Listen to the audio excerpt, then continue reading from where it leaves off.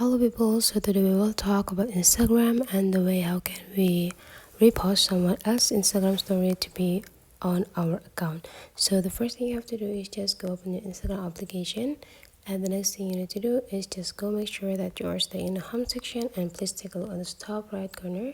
There will be two options there, so you just need to visit the direct message on the top right side, and then you just need to go open or take a look on the message that containing mention you in their story.